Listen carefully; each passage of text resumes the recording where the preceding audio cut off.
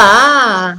Meu bom dia, meu boa tarde ou meu boa noite, eu não sei que horas você vai estar vendo esse vídeo, mas nós estamos aqui mais uma vez para mais uma aula de língua portuguesa, agora através do vídeo, para facilitar um pouquinho a nossa vida nesse período de quarentena, que eu acho que está sendo um período difícil para muita gente. Vocês têm dormido bem?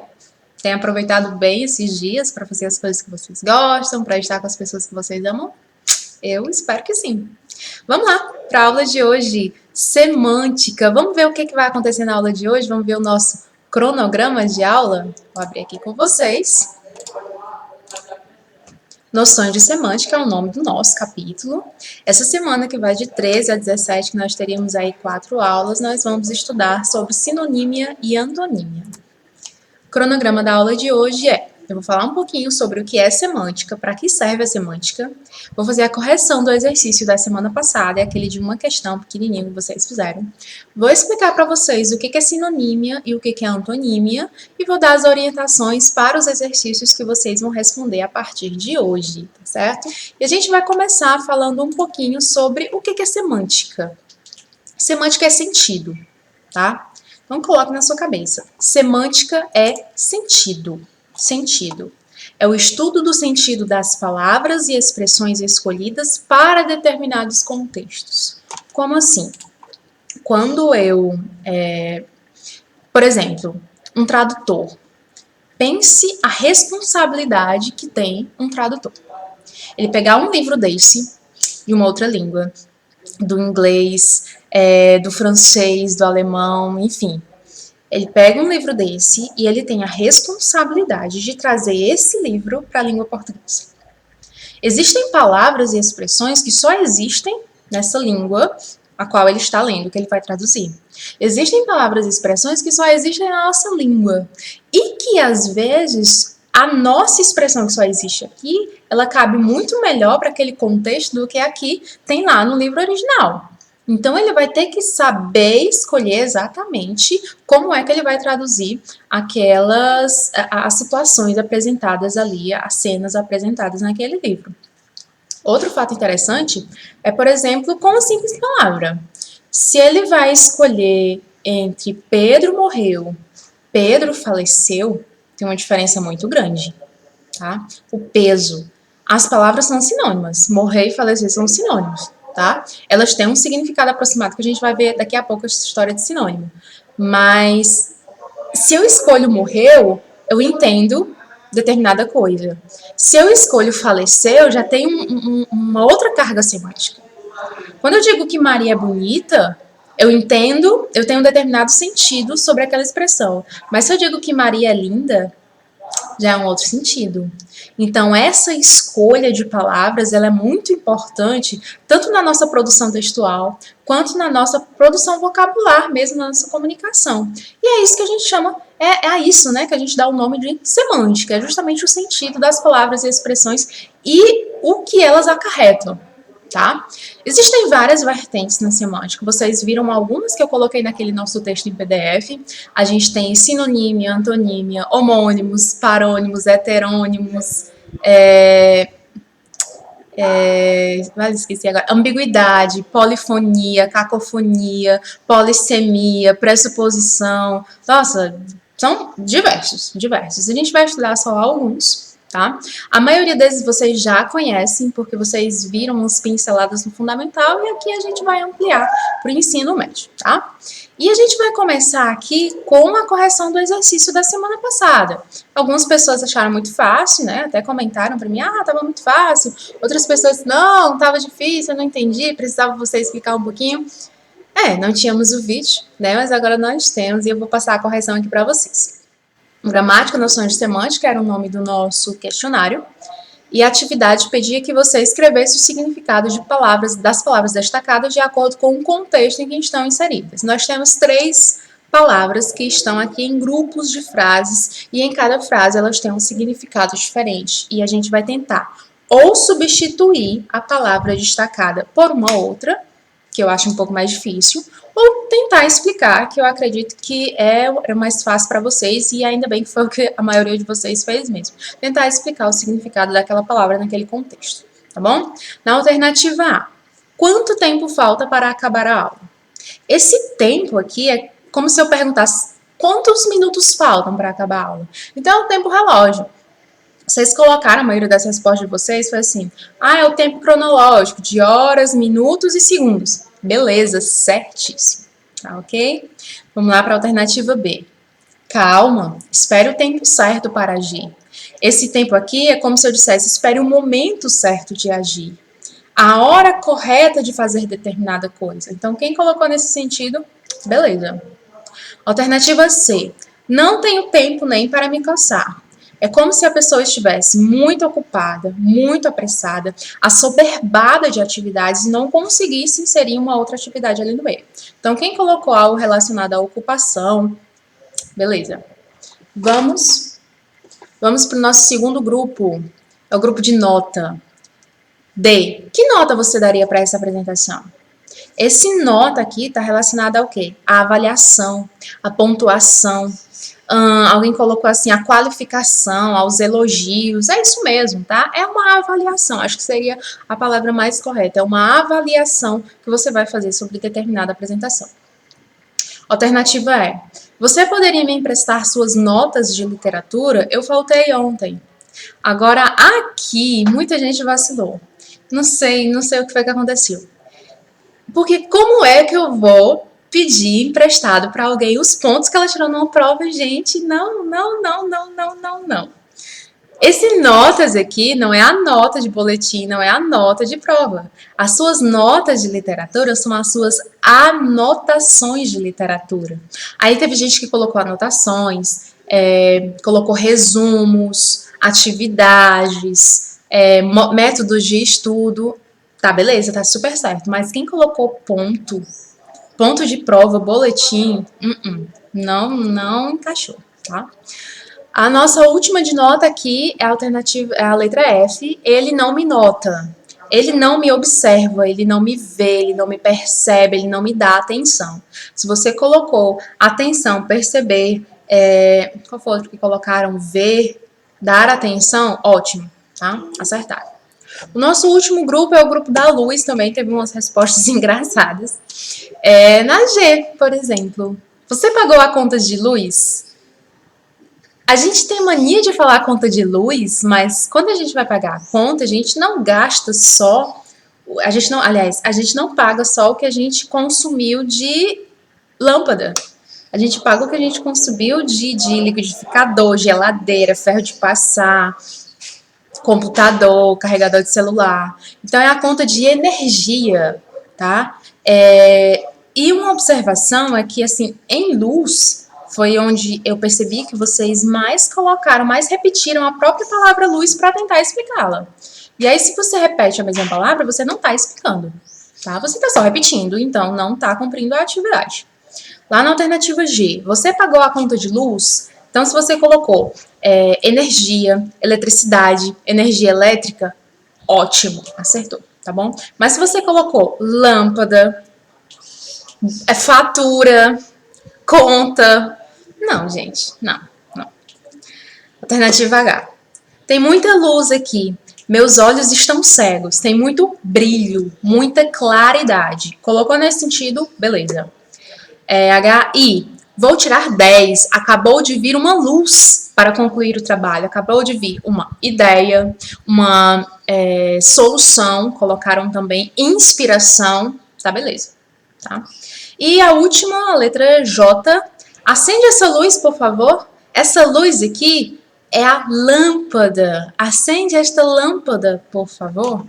Tá? Então, a gente concluiu aqui a atividade. Eu tô falando assim, mas 99% de vocês acertou, tá bom? Foi só um deslize ou outro que aconteceu.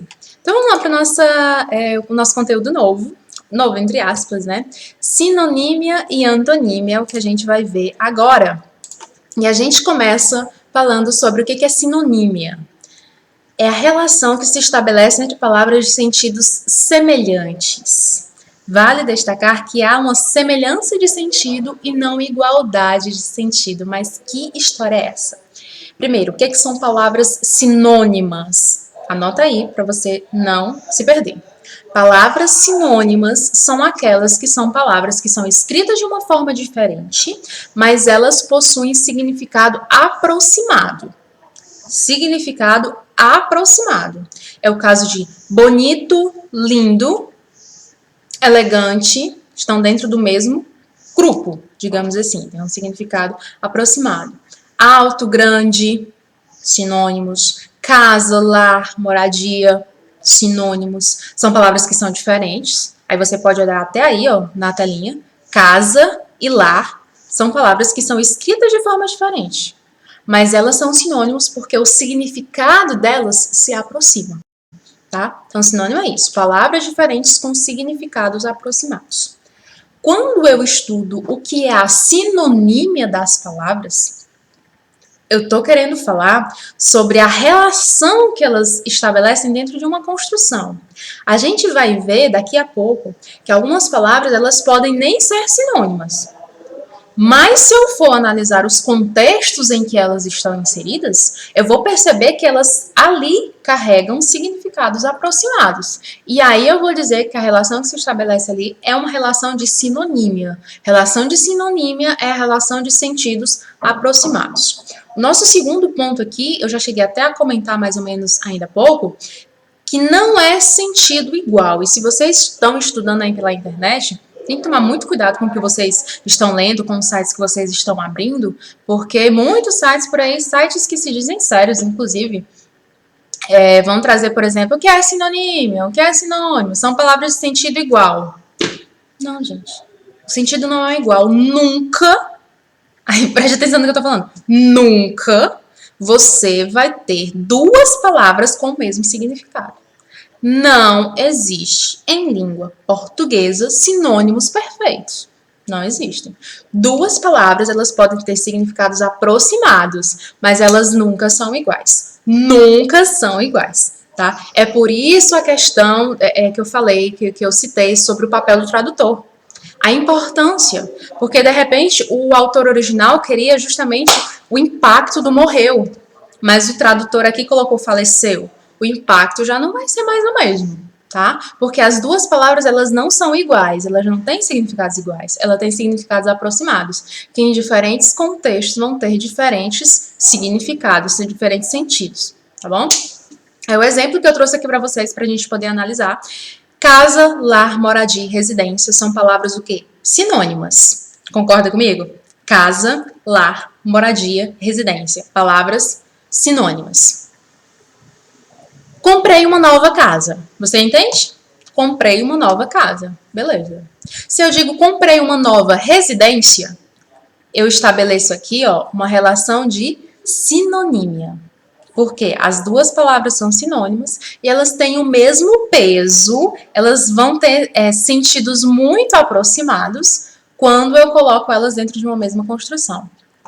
A palavra lar é sinônimo de casa, no geral, isolado. Mas olha dentro desse contexto aqui. Comprei uma nova casa.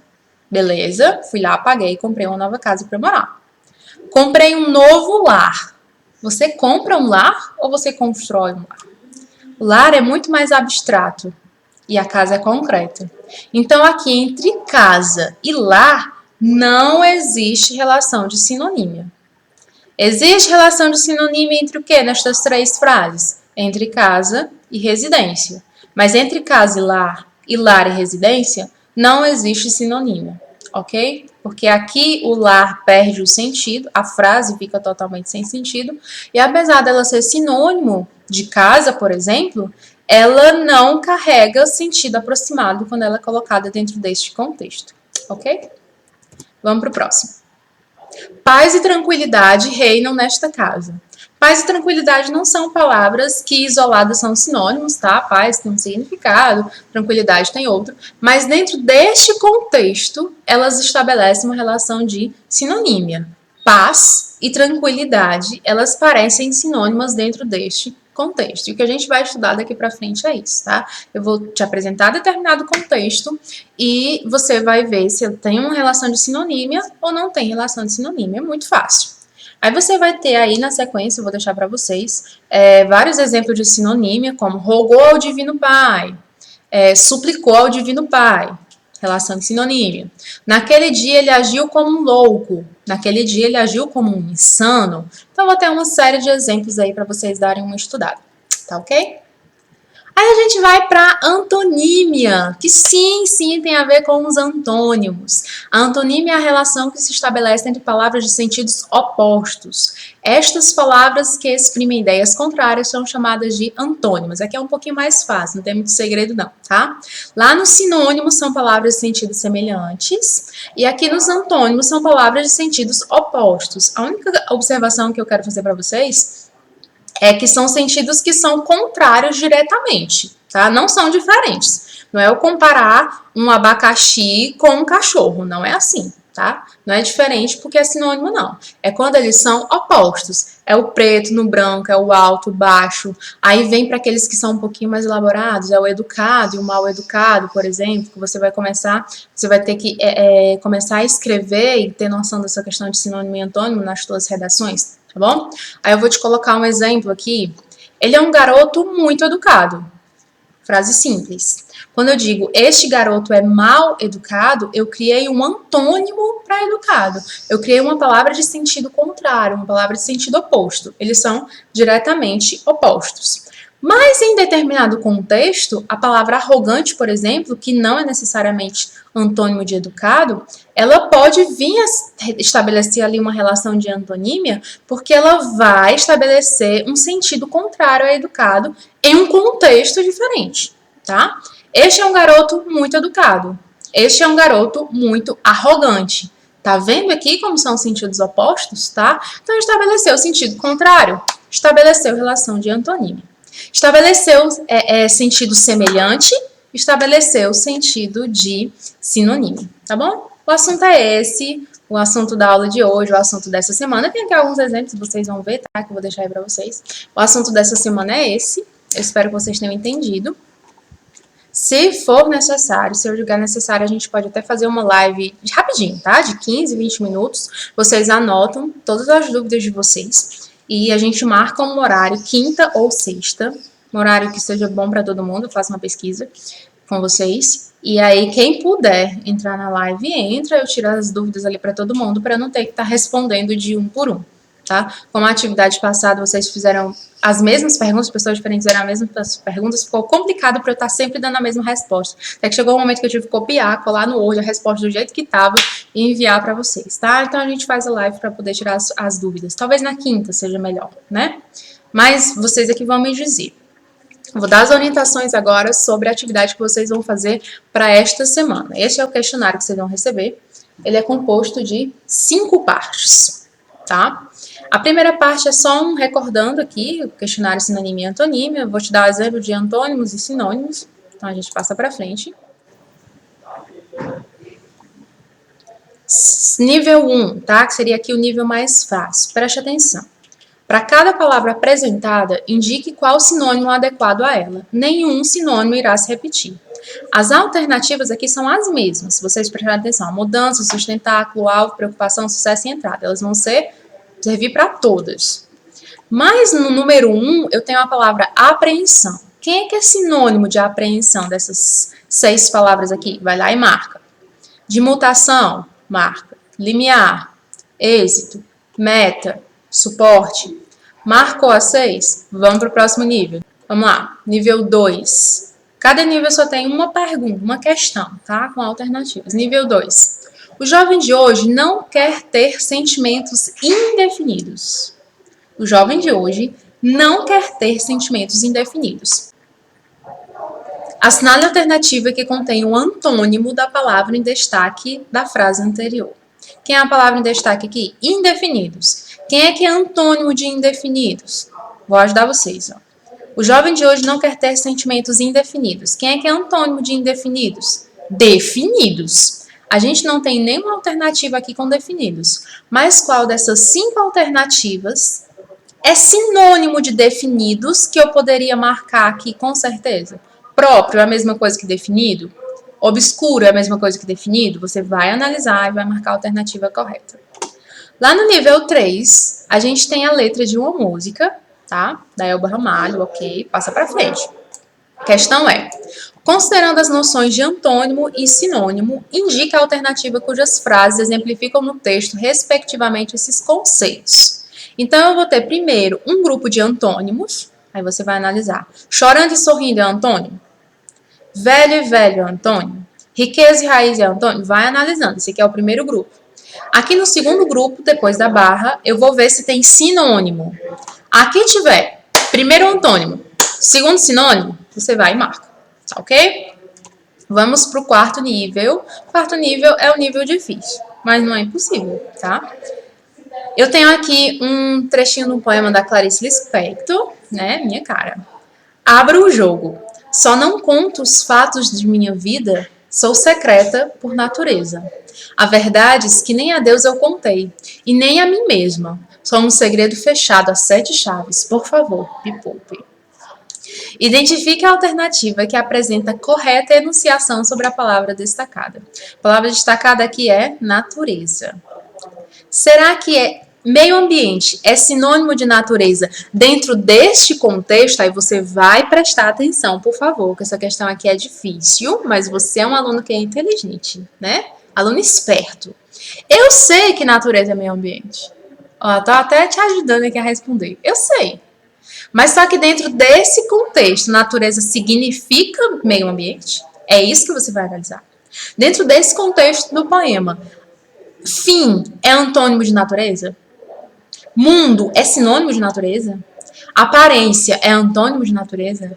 Isso aqui é difícil, hein? Se você acertar, menino, você é do bom. Você é do bom. Então, gente, eu encerrei aqui a aula de hoje. Eu acho que eu falei foi demais. Esse vídeo vai ficar gigante. Tenham paciência comigo, vocês já me conhecem. Eu espero que tenha funcionado, que tenha dado certo. E se der certo, a gente continua fazendo vídeo. Se não der certo, eu não sei o que vai acontecer. Tô brincando, a gente vai continuar fazendo o vídeo mesmo, tá? Porque acaba sendo muito mais fácil para a maioria de vocês. Vou continuar enviando PDF, vou continuar enviando vídeo e vou continuar fazendo atividade nesse estilo de formulário que facilita até a minha correção, tá, gente? E quando é formulário assim, que é só de marcar, você já recebe a pontuação na hora. Vocês já viram, né? Que vocês já estão recebendo aí algumas pontuações. Pois um abraço, um beijo, fiquem com Deus e até a nossa próxima aula. Tchau!